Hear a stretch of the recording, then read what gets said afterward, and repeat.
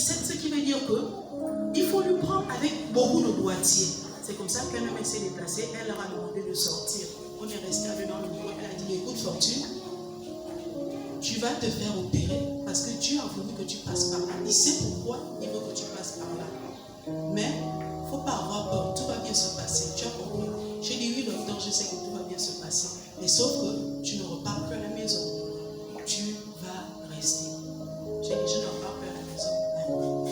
J'ai dit, non, il faut que je refasse un tour à la maison. Je vais aller au moins apprêter le salut. J'avais appelé Léo. À un moment donné, je lui avais dit, ne viens pas. Après, il a commencé à mourir. Tu ne peux pas dire que tu vas passer par le bloc et que moi, je ne viens pas. Patati, comme tu as dit que tu as tes parents. J'ai dit, bon, d'accord, ok. C'est pas. Donc, dans ce cas, il faut venir. Il venait. Et quand il est arrivé, il me dit, je fais quoi? J'appelle tes parents. J'ai dit, la maison, même pas aucun de mes parents. La seule personne que je vais aller voir, c'est le pasteur. Et Maman Chantal, si je le retrouve. Maintenant, dans le cas contraire, je n'appelle personne. Quand je l'ai sorti du bloc, je peux maintenant appeler une surprise. Donc j'étais venue dimanche après le culte. Je n'avais pas trouvé papa, il était en Gauthier. J'ai trouvé Maman Chantal aussitôt aussi, il a appelé maman. Donc j'ai profité de parler avec lui, l'expliquer, et puis j'étais partie. On a dormi. Le matin, papa m'avait appelé, il pensait que je pouvais avoir le temps de revenir, mais si j'ai dit non, je n'ai pas le temps. On est allé, je suis allée déjà prête avec le sac et le gros sac aussi, les médicaments. Avant ça, d'abord, la première opération, on m'avait opéré, on m'avait donné 2 poches de sang. Parce que quand tu vois le professeur Thionga, la personne qui t'opère, c'est un rendez-vous. Tu payes ce rendez-vous. Quand tu dois voir l'anesthésie, c'est un autre rendez-vous. Et tu donnes aussi son prix. Et quand je vais en rendez-vous avec l'anesthésie, il me pose, il regarde en fait le bilan. Et dans le bilan que j'avais fait, tout était intact. Mais rien, malgré le nombre de médicaments que j'avais pris, c'était intact. Le taux de sang, au lieu de 12, comme il me disait que je ne comprends pas les autres, le taux élevé c'est 12, mais toi tu es à 13, c'était à 12. C'est que mon corps s'était régénéré en dehors de seulement qu'il fallait seulement que je passe par le bloc. Et personnellement, tout ça, je n'avais pas vu ça en fait. Quand je rentre à la maison, après que le docteur m'avait demandé que je dois passer par le bloc, j'étais triste, abattue. J'ai commencé à m'alarmer, j'étais couchée sur le canapé. Je me disais, Seigneur, je t'ai dit, je ne veux plus passer par là. Je t'ai dit, Après, un corps me demande à regarder en bas, au-dessous, sous le meuble de la télé. J'avais vu les enveloppes oranges qui étaient là. Après, j'ai dit, les enveloppes là font quoi maintenant? Je me déplace, je me lève, je pars tirer les enveloppes. Le style de coucher, quand tu es couché, tu t'attends peut-être qu'une sœur en Christ va t'appeler. Un frère en Christ va t'appeler pour augmenter, pour te fortifier ou bien pour te soutenir. Mais Dieu a dit, je suis ton pilier. Amen. Dieu a dit, je suis ton pilier. Voilà pourquoi je dis, je connais un peu déjà la profondeur de tout ça là, en fait. Je connais déjà la profondeur de tout ça. Donc je peux lire la parole, je peux chanter des chants. Je connais ce que c'est tout ça. Quand je retire les enveloppes, je vois que ce sont les examens qu'on avait fait avant le mariage et pendant la période là, le diagnostic était sorti que j'étais asthmatique. Et je devais prendre la ventoline à vie. Donc quand je regarde ça, je dis, ah, et le Saint-Esprit me dit, qui t'a guéri de l'asthme? Parce qu'aujourd'hui, je ne prends plus la ventoline. Je dis, Seigneur, c'est toi. Il me dit, quand tu étais sorti du bloc de la première fois, il était dit que tu ne devais plus porter les talons. Tu portes les talons, non? Qui t'a guéri du mal de dos? Je dis, Seigneur, c'est toi. Il me dit, mais comment tu peux penser que l'épreuve dont tu es en train de passer, je ne peux rien faire? Tu as fait tous les examens que tu as fait là. Le problème de rein pouvait s'ajouter avec tous les médicaments que tu as eu. Le problème de foie pouvait s'ajouter. Le problème, il m'a tellement aligné ça comme ça. Après, je me suis repentie, j'ai commencé à pleurer. J'ai dit, Seigneur, pardonne-moi. Pardonne-moi, pardonne vraiment mon ingratitude. Pardonne-moi, pardonne-moi, pardonne-moi, pardonne-moi. Et le temps que j'étais en train de pleurer, c'est comme ça que mon téléphone sonne. Quand mon téléphone sonne, c'est une petite qui m'appelle. Elle avait une situation. Elle pleurait. J'ai dit, ah Seigneur, moi je suis en train de pleurer. Ma situation. Maintenant voilà, l'enfant là m'appelle pour sa situation. Je fais comment? Le Saint-Esprit me dit, tu t'oublies te mets à part, tu pries pour l'enfant. Et j'ai oublié mon état de santé. J'ai prié pour lui. Je crois le lendemain matin dans cette attitude, c'est une autre qui m'appelle pour une autre situation. Et je me dis, bon, je pense que pour moi, là, ce n'est pas d'abord important. Il faut d'abord que je laisse ma situation de côté. Je dois prier pour moi. Et là, j'ai appris encore l'amour du prochain. Amen. Le plus grand don, on peut avoir tous les dons, mais le plus grand don qu'un homme sur terre peut avoir, c'est l'amour du prochain. L'amour du prochain, ce n'est pas l'amour que tu peux avoir pour ton époux. L'amour du prochain, ce n'est pas l'amour que tu peux avoir pour ton enfant. L'amour du prochain, ce n'est pas l'amour que tu peux avoir pour tes frères, pour tes soeurs ou je ne sais pas quoi. L'amour du prochain, c'est savoir t'abandonner et te mettre à la place de l'autre. Parce qu'en tant qu'intercesseur, quand tu pries, quand tu élèves la voix vers le Seigneur pour la situation d'une personne, il faut que tu te mettes à la place de la personne. Tu dois rentrer dans sa peau. Tu dois te mettre à la place de la personne. Comme je pouvais pleurer amèrement pour ma situation, c'est la même manière que le Seigneur veut que nous soyons. Donc quand tu pries pour ton prochain, tu dois pas... Non. Tu dois rentrer dans les profondeurs et te partager la peine de l'autre et savoir que là, quand je prie, le Seigneur doit écouter parce que ce que je suis en train de dire est sincère. Donc, peuple de Dieu, de grâce, c'est la dernière chose que Dieu m'a enseigné. Arrêtons l'ingratitude au milieu de nous. Arrêtons l'hypocrisie au milieu de nous. Dieu est fidèle. Il est bon. Arrêtons de demander à Dieu du vrai n'importe quoi qu'on lui demande tout le temps et tous les jours dans nos prières. Le grand don que le Saint-Esprit veut qu'en tant qu'enfant de Dieu que nous puissions avoir, c'est l'amour du prochain. Aime ton frère, aime ta soeur, comme si c'était pour toi. Moi, j'ai abandonné les miens pendant 3 ans. Mais j'étais à l'église.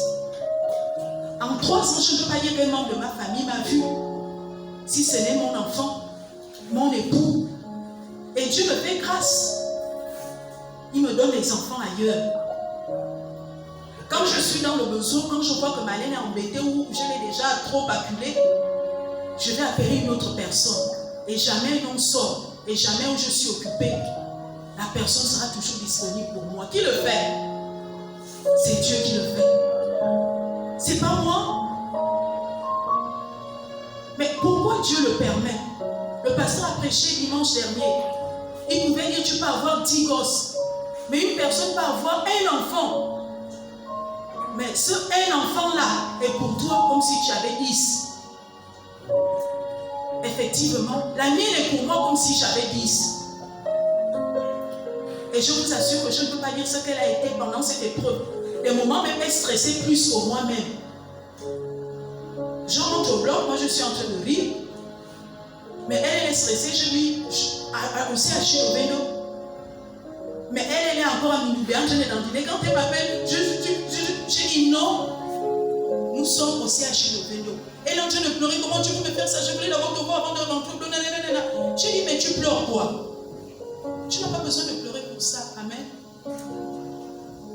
L'amour du prochain. Dieu a eu son fils unique, le seul. Il a sacrifié cet enfant-là. Il a sacrifié l'unique. Comme on peut me dire aujourd'hui là de sacrifier Malène. Je ne sais pas comment je serai. Mais nous, on est toujours en train de faire les divisions, en train de faire les comparaisons, en train de faire le choix, en train de faire les petits groupes. Le Saint-Esprit veut. Le véritable don, c'est l'amour du prochain. L'amour du prochain qui est au-dessus de tout don. L'amour du prochain que Dieu a eu pour le monde.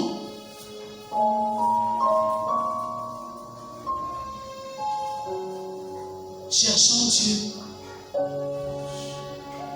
Gardons le Seigneur quand il est à nos côtés.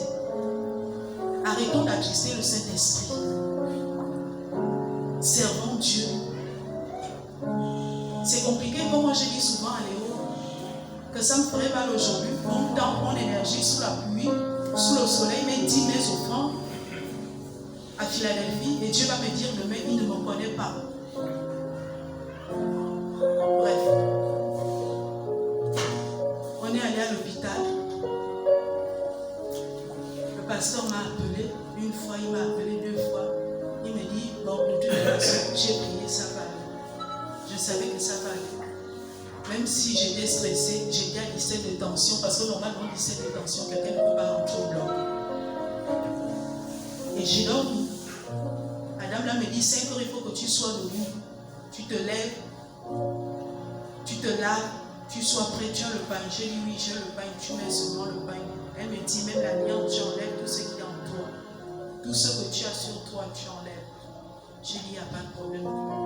J'ai dormi et je vous assure que depuis les 3 ans passés là, je ne sais pas si j'ai dormi comme le lundi 26 mai, comme j'ai dormi à l'hôpital. Avec le petit lit là, vous voyez le gros corps de Léo. Il a pratiquement pris tout le lit. Donc moi je suis là maintenant au point, mais je vous ai dormi comme un bébé sur le sein de sa mère. Je m'étais réveillée 2 fois. Je suis allée me soulager. Je suis revenue encore, toujours dans le sommeil. Et quand je me réveille le matin, je me sentais libre en fait. Je sentais comme si je devais m'envoler, comme si, je ne sais pas, et je me réveille le matin, Léo, pourquoi je souris, je vois il est stressé, moi j'étais en train de rire. Il me dit, mais tu ris quoi? Je ris quoi comme? Moi j'ai bien dormi. Il me dit, tu as bien dormi? Oui, tu as bien dormi. J'ai dit, ça faisait longtemps que j'avais bien dormi comme ça. Il me dit, comment tu peux bien dormir? J'ai dit, oui, pour une fois. Même des ronflements, aujourd'hui, là, ne m'ont pas dérangé. Parce que souvent, quand ils ronflent, je dis, arrête, je veux dormir, mais je vous assure que le lundi 26, ça ne m'a rien fait. On m'a appelé en bagne. On est venu me décrocher la perfusion. On te donne le lit. J'ai dit non, je ne prends pas le lit, je vais descendre avec mes pieds. Je marchais. Et il fallait prendre le couloir où il y avait des consultations, où il y avait des patients qui étaient là. Et je passais à la salle de soins et machin. Bonjour. Bonjour. Bonjour. En bagne, hein? Bonjour. Bonjour. Et une infirmière se retourne, elle me regarde, elle me dit, oh. Mais toi, tu es quel genre de patient? Tu es en train d'aller au bloc, tu me dis bonjour. Je sais pas, c'est comme si tu es en train d'aller. Il faut, quand tu parles, tu dois nous revenir comme ça. J'ai dit, si, je vais revenir comme ça. Après, on est descendu, on a pris les escaliers. Non, on n'a pas pris les escaliers, on a pris l'ascenseur. On est descendu, on est allé en bas. Il y a une grande salle d'attente comme ça. Donc, chaque patient a son médecin. Et chaque patient avait son lit. Quand je rentre, la salle avec mon pain, je tenais ma perfusion, je regarde les gens se coucher. Je suis restée encore debout. Après, un médecin vient, il rentre, il dit, mais toi, tu fais comment? Tu n'as pas de lit? J'ai dit, non, docteur, moi, je ne veux pas de lit. Tu vas rester debout? J'ai dit, oui, je préfère. Il me dit, mais donc, dans ce cas, trouve une place au monde, tu vas t'asseoir parce que c'est pas bien, tu dois rentrer au bloc. Et puis, Dieu me dit, assois-toi juste en bas il y avait une jeune dame là, elle était couchée sur son lit. Comme elle avait les pieds pliés, c'est là où j'ai trouvé la place. Il y a une autre qui était là avec beaucoup de monde au corps. Elle aussi, elle était là. Ce sont les deux là qui ont voulu me stresser. Quand j'arrive, c'est là, à peine. Ouh, docteur, venez, je veux pisser. Je dis, ah. L'autre crie là, ouh, venez, je vais faire caca. Oh, venez, venez prendre attention en train de monter. Et l'autre était en train d'abuser à côté. Après, je lui ai dit, ah, ma fille, s'il te plaît. Où tu me vois là, j'ai 17 de tension. Non, si tu fais encore ça, là, tu risquerais de me stresser davantage. Nous tous, on doit rentrer la porte là. Nous tous, on doit franchir cette porte là aujourd'hui. Donc, arrête de faire ça. Tu me stresses davantage. Mais je te dis que moi, je n'ai plus envie de rentrer là-bas. J'ai dit, maintenant, tu n'as plus envie de prendre la porte. Là, on fait comment? On est déjà là. Autant que nous sommes. On doit tous franchir la porte là. Mais comment tu peux dire que tu ne veux pas? Maintenant, prie seulement, tout va bien se passer. Non, je te dis, ma soeur, je ne veux pas. Et là, ils ont dit quoi? Ils ne me font pas l'anesthésie générale. Ils vont me faire l'anesthésie locale. Je veux pisser. Amenez-moi le pot, sinon je vais verser ça sur votre lit. Et c'était tiraillé comme ça, à gauche, à droite, et je me suis assise. Après, le Saint-Esprit a attiré mon attention un peu, c'est ce qui m'a distrait, sur l'attitude de tous les médecins, les chirurgiens, leurs faits et gestes, les couleurs, tout ce qui faisait les va-et-vient, la différence de là où on était, la différence de là où on devait partir. Et j'étais assise, donc je ne m'occupais plus, je me concentrais maintenant sur les va-et-vient, les gestes des médecins. Je disais, mais les chirurgiens, j'ai dit, mais qu'est-ce que les gens sont en train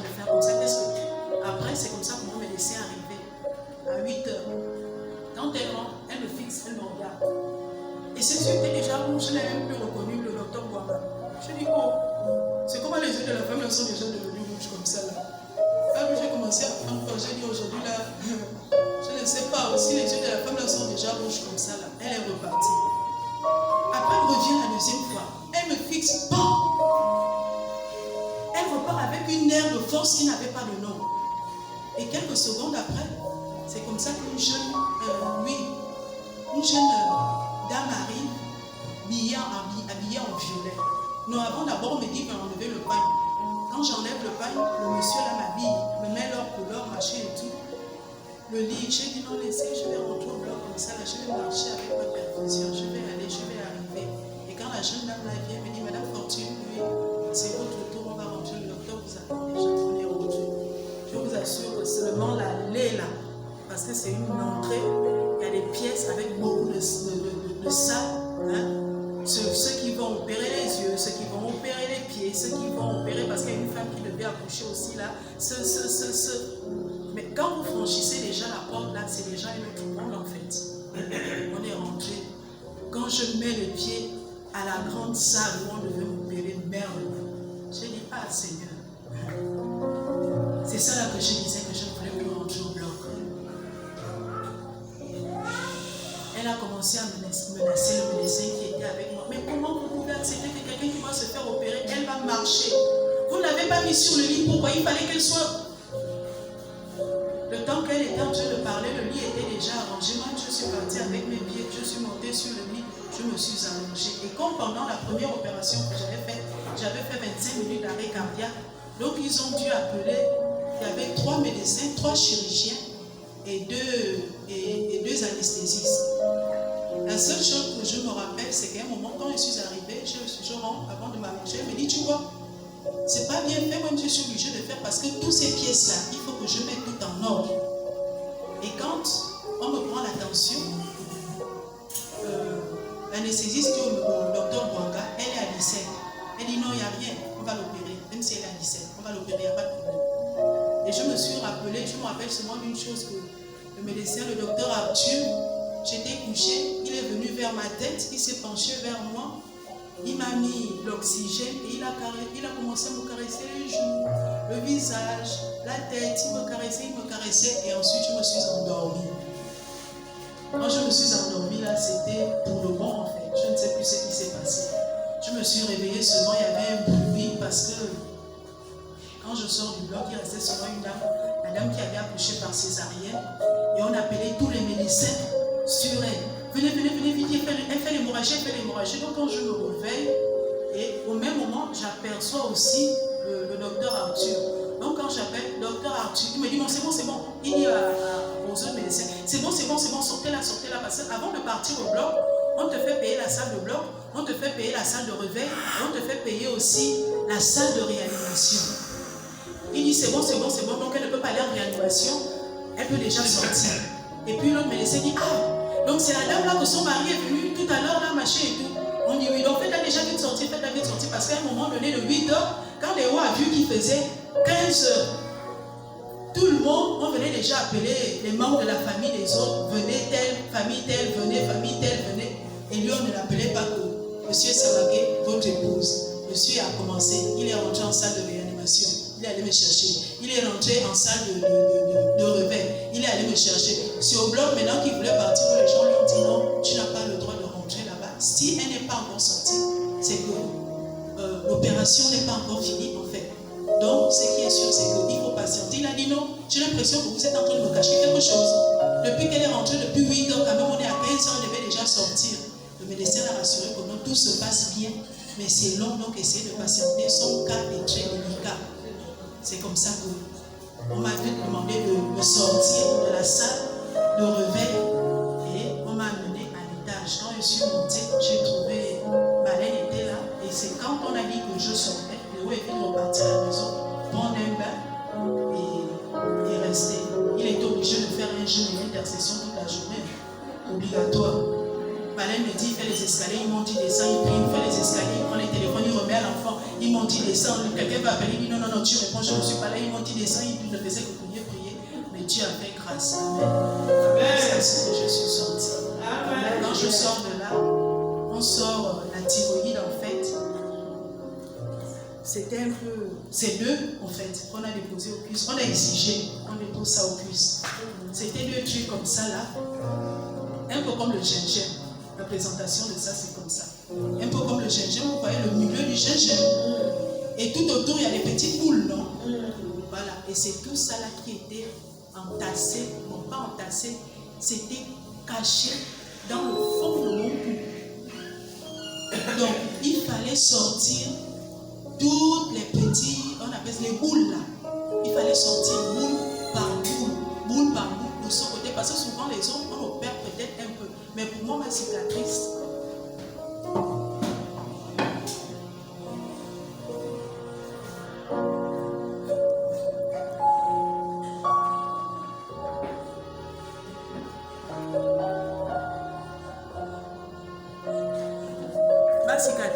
ma cicatrice fait un peu plus grand que la cicatrice que on a l'habitude d'opérer, parce que non seulement l'opération a pris du temps, 8 ans, et parce qu'il fallait aussi chercher à décortiquer tout ça. Vous voyez déjà comment le cou est.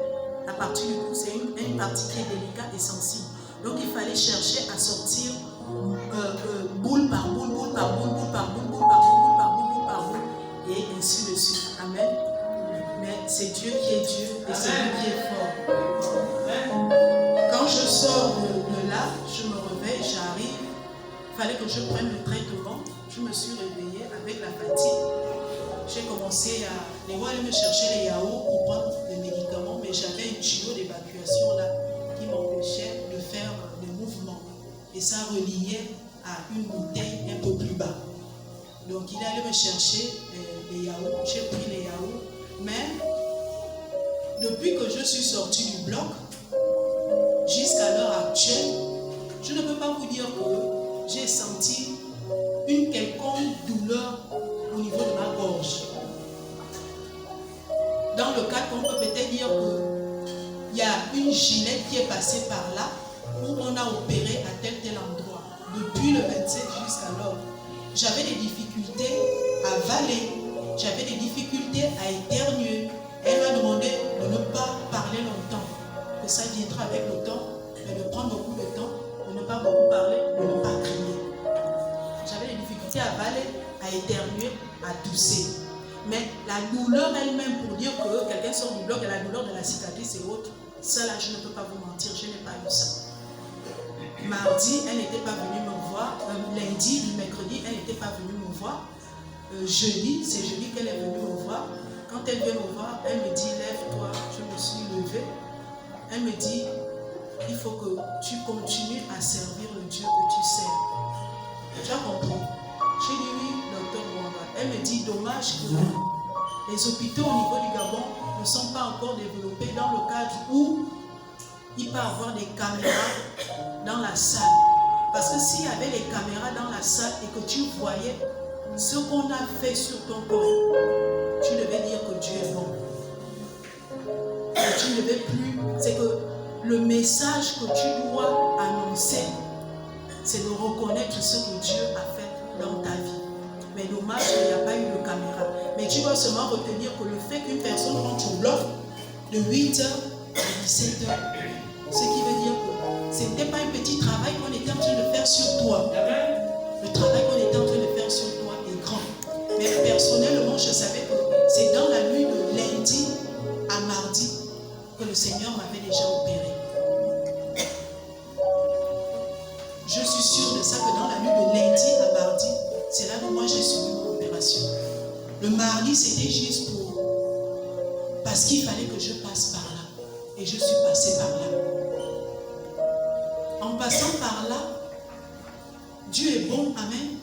Souvent, il n'a pas besoin de notre permission pour régler certaines choses peut-être autour de vous. Mais le fait que je sois tombée malade a fait beaucoup de choses. Déjà m'a enseigné beaucoup de choses personnellement. Et la plus grande joie que je peux avoir aujourd'hui, c'est que mon état de santé a permis de réunir mes sœurs. Amen. Ça c'est que je ne sais pas. C'est pas. J'ai essayé pendant tout le temps, je priais peut-être depuis là, mais je me dis quelque part que si tu as voulu que je passe par là, parce qu'il fallait que ça se passe aussi. Et c'était déjà un point, si tu dois arriver chez l'autre, tu ne dois pas arriver chez l'autre. Si tu mets les pieds chez une, tu ne dois pas arriver chez l'autre. Donc, c'était déjà un point où, s'il y avait même mort d'homme, X devait peut-être dire, je ne peux pas mettre les pieds. L'autre pouvait dire, moi aussi je n'arrive pas. Et je leur ai posé la question, pourquoi? Est-ce qu'il y a une raison? Il n'y en a pas. Et tout ça, pourquoi? Comme je l'ai dit, à cause du vrai n'importe quoi. Nous sommes de passage. J'étais rentrée au bloc nu. Et je me suis dit, ah Seigneur, pourquoi on rentre nu? On est nu. Pourquoi il faut rentrer au bloc nu? Il y a un point d'interrogation là. Ma grande sœur aînée, depuis là, elle ne m'avait jamais appelé. En dehors d'une fois, elle m'avait appelé pour me menacer. Parce que je voulais seulement suivre les blancs. Et qu'elle voulait m'amener faire les traitements à l'indigénat. J'avais dit, je ne peux pas, je préfère Dieu avec l'hôpital. Après, elle ne m'avait plus jamais appelé. Mais quand Léon l'appelle pour dire comment opérer, elle a eu 24 de tension. 24, elle est tombée. Pour elle, elle s'était dit l'état, parce que je vous assure que la dernière fois que tout le monde m'avait vu, c'était grave. Et quand Léon a appelé après l'opération, il y a même un de mes grands frères qui l'avait menacé. Quand Léon a appelé après l'opération, c'est que les gens s'attendaient que c'était fini pour moi. Aujourd'hui, je bénis le Seigneur parce que je connais ce que c'est. Quand il dit de la maladie, je te délivrerai. De la sorcellerie, je te délivrerai. Ne te soucie pas, non, ne te soucie pas. Je te délivrerai car tu me glorifieras. Amen. L'homme a vu le cancer. Mes parents ont peut-être aussi vu dans le monde invisible le cancer. Ma belle famille aussi a vu le cancer. Les médecins ont vu le cancer. Mais Dieu, lui, n'avait pas encore donné son dernier mot. Il a dit, j'ai permis. Mais je n'autorise pas le cancer. Parce que si c'était le cancer, c'était la finale. Amen. Et je bénis Dieu pour ça. Je ne sais pas, je n'ai pas le mot en fait pour lui dire merci. La seule grande offrande que je peux donner à Dieu tout à l'heure, là, maintenant, à partir de maintenant, c'est rien que moi-même. Amen. Amen. C'est rien que moi-même. C'est la seule offrande que je peux donner à Dieu. Et je lui demande depuis là chaque jour qu'il m'aide, afin que je sois à la hauteur. S'il a permis que je passe par là, je pense que c'est pour une bonne cause. Je pouvais me rappeler souvent, c'est Landry qui s'était moqué de moi, je crois que c'était lors d'une veillée ici. Et j'avais témoigné en disant, avant je partais en Mula avec des cartons de médicaments, mais aujourd'hui je pars avec un petit sachet. C'est que pour moi aujourd'hui les gens se moquent de mes témoignages en fait. Pour moi, tout est grand. Tout est grand. Et pour moi, tout c'est du vrai n'importe quoi le reste. Ce que Dieu fait est grand. Le reste c'est du vrai n'importe quoi. Amen. Je dormais avec mon époux. Mais il ne me posait pas la question de savoir est-ce que tu as eu les médicaments. J'avais un traitement que je n'avais pas le droit de manquer, ne serait-ce qu'une minute. Mais le Saint-Esprit qui est mon ami fidèle était là pour me réveiller, pour me rappeler que tel médicament tu n'as pas encore eu. Ce que l'homme qui partage le lit avec moi ne faisait pas, mais le Saint-Esprit pouvait le faire. Je vais te demander ce matin, malgré tes temps, malgré les moments difficiles, appuie-toi au Seigneur. Il est ton seul appui. Arrêtons de regarder aux hommes. Tu ne viens pas à l'église pour un homme. Tu ne viens pas à l'église pour une femme. Tu viens à l'église pour le Seigneur. Amen. Et quand tu es face à une situation, ne regarde pas à l'homme. Regarde au Seigneur. Et pose-toi de bonnes questions. Parce que c'est en te posant des bonnes questions que tu auras les bonnes réponses. Ayons pour appui le Saint-Esprit. Gardons-le fidèlement, jalousement. Et je tiens à rappeler que tout ce qu'on cherche, tout ce qu'on fait, c'est du vrai n'importe quoi. Ayons le don de l'amour du prochain. C'est ce que le Seigneur m'a appris la dernière semaine. Le don de l'amour du prochain est le plus grand don qu'un enfant de Dieu peut demander au Saint-Esprit. Et je pense que quand tu as ce don-là, quelqu'un sera en train de te faire du mal, tu vas minimiser. Amen. Quelqu'un sera en train de te critiquer, tu seras dessus. Quelqu'un sera... Moi, je sors d'une maladie. Ma maladie, dans ma belle famille, il y en a qui sont heureux, qui étaient heureux parce que moi, j'étais malade, moi, j'étais souffrante. Il y en a qui se disaient que je suis une féticheuse à cause de mes fétiches, à cause de mes médicaments. C'est pour ça que je tombe malade. Mais ce n'est pas une raison pour moi aujourd'hui de ne pas. Au contraire. Là, maintenant, je vais apprendre. Mais comme moi, je leur dis, et j'ai parlé avec quelques-unes, que je fais en fonction de ce que j'ai. Je ne vais pas aller voler pour vous donner. Donc, sachant que Dieu est fidèle. Quand il te permet